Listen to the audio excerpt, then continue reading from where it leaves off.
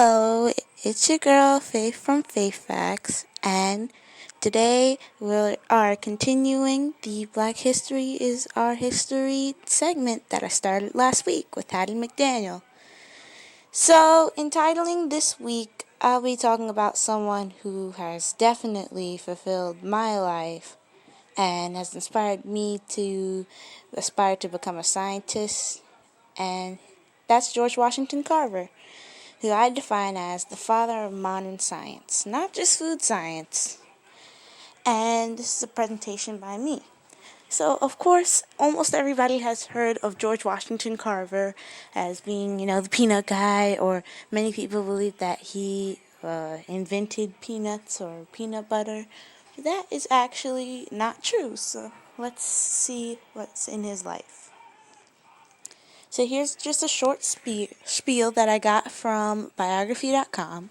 And George Washington Carver was an American agricultural scientist and inventor. He actively promoted alternative crops to cotton and methods to prevent soil depletion. He was the most prominent black scientist of the early 20th century. And I think that just sums up George Washington Carver's life so well in a sentence, because it tells of his greatest accomplishments and how he's one of the most prominent figures in science, not just African American science, science in general. So, for the early life, George Washington Carver was born in 1864 in Diamond, Missouri, to Mary and Giles, and they were an enslaved couple of Moses Carter. And the year wasn't exactly definite in the research that I did, but the most sites and books that I looked at had the year 1864, so I decided to go with 1864. There were no month or day birthdays, so that we just had this. And he was born into slavery, of course, because his mother and father were enslaved. And a week after his birth, Carver was kidnapped along with his sister and mother from the Carver plantation by raiders to the neighboring state of Kentucky. And his mother and sister were later sold, while he returned to Moses Carver in Missouri. And after the Civil War, Moses and his wife Susan decided to take Carver and his brother James in as their own children and educate them. George was highly educated in reading and writing by Susan, and when he was older, he had to travel 10 miles to attend the school for black children because, of course, this time segregation was still around almost the whole country. But in 1890, George began studying music and art at Simpson College, and that's something that most people don't know, is that George Washington Carver was really fond of the arts, and has even painted it professionally at one point. And after graduating from Iowa State, Carver embarked on a career in teaching and research, and he soon earned his master's degree in botany from Iowa State University. And that's like the study of plants and nature. And after graduating from Iowa State, Carver embarked on a career of teaching and research. He was then approached by Booker T. Washington, who wanted George to run the agricultural department at Tuskegee Institute, which is now Tuskegee University. And the education of African American students at Tuskegee contributed directly to the effort of economic stabilization among blacks. And Carver pioneered a mobile classroom to bring his lessons to farmers, and this was unheard of at the time. And this was known as the Jessup wagon, named after a New York investor he had known, whose name was Jessup. And some of his greatest achievements, which, contrary to popular belief, Carver did not invent peanut butter.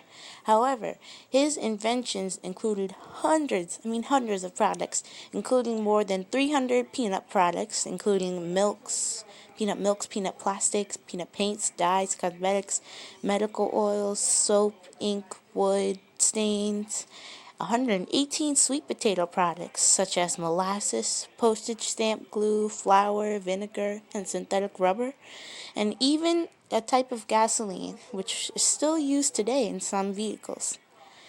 And President Theodore Roosevelt even admired his work and sought his advice on the agricultural matters of the United States in the 30s.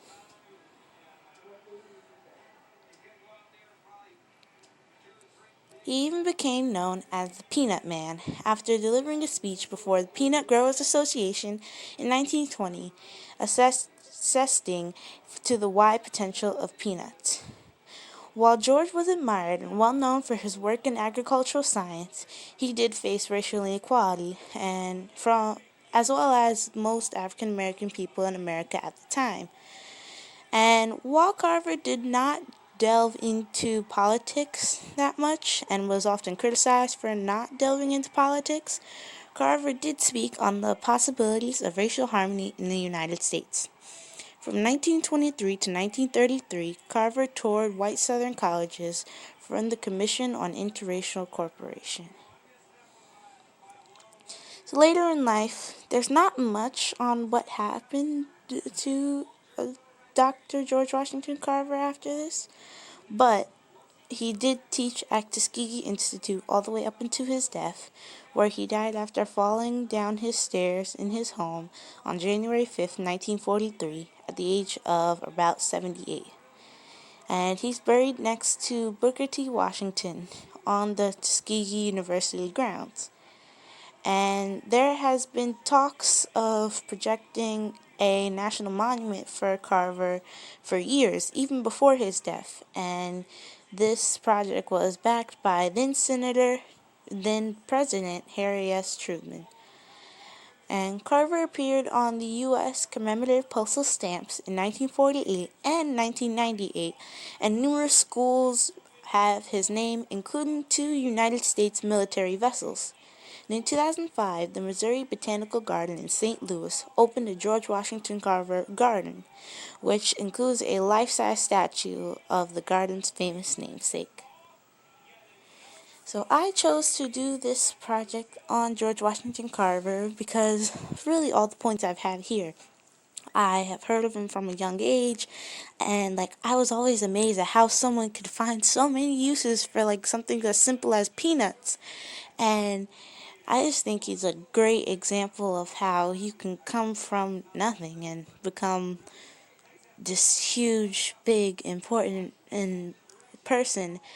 And I also like his virtues of finding happiness and honor of what you do in life, because multiple times Carver had the opportunity to leave Tuskegee and go on to become a world-renowned scientist around the world, but he did not choose to, because he found happiness and honor in what he did, and I aspire to do that now and later on in life. So thank you for listening. Make sure to like, comment, and subscribe. And remember, Black history is our history.